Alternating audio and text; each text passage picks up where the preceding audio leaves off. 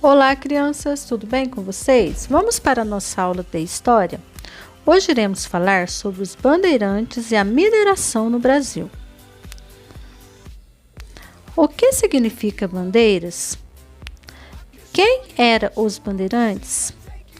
Na aula de hoje, vamos responder essas e outras perguntas. Vamos lá? Os bandeirantes e a mineração no Brasil.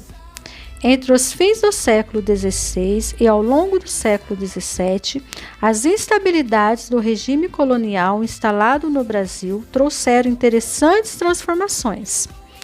A partir da chamada União Ibérica, ocorrida entre 1580 e 1640, o território colonial passou a ser controlado por autoridades espanholas e, nesse mesmo contexto, os holandeses entraram e controlaram a produção de açúcar na região Nordeste.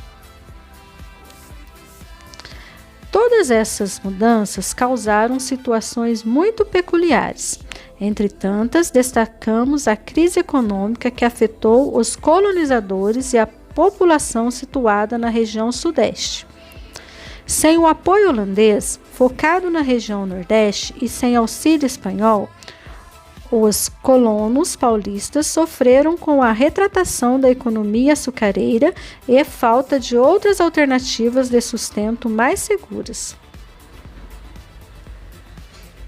Foi nesse exato contexto que começaram a se formar comitivas oriundas principalmente de São Paulo, que partiram do litoral em direção ao interior do Brasil. Conhecidas como bandeiras, essas expedições reuniram vários colonos que buscavam riquezas que pudessem livrá-los dos já ressaltados problemas econômicos daqueles tempos.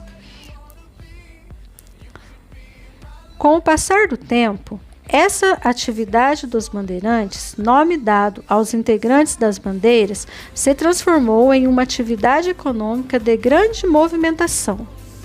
Adentrando nossas terras, os bandeirantes buscavam diferentes tipos de riquezas que pudessem amenizar a complicada luta pela sobrevivência naqueles tempos. As drogas do sertão. Grande número de ervas, raízes, frutos e plantas com propriedades de caráter medicinal e culinário. Com esses produtos, os bandeirantes fabricavam remédios, melhoravam suas dietas alimentar e realizavam o comércio. Índio-escravos. Adentrando as matas, os bandeirantes também se envolveram na captura e venda de índios como escravos.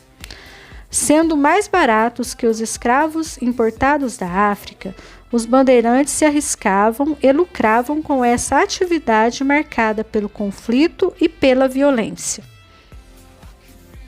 Metais preciosos. A probabilidade de encontrar prata, ouro ou outras pedras preciosas também era outra possibilidade ligada ao bandeirantismo.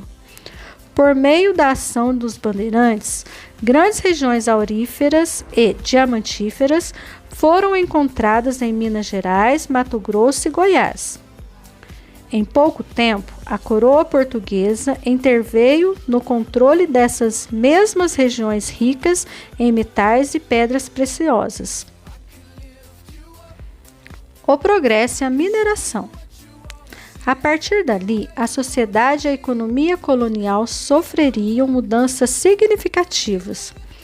Várias cidades se formaram pelo interior do território, a fiscalização colonial se intensificou e a economia interna ganhou mais ritmo.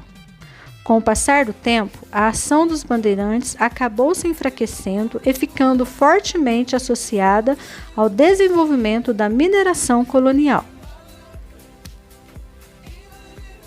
Agora você está preparado para as atividades propostas. Ótimos estudos e até a próxima aula!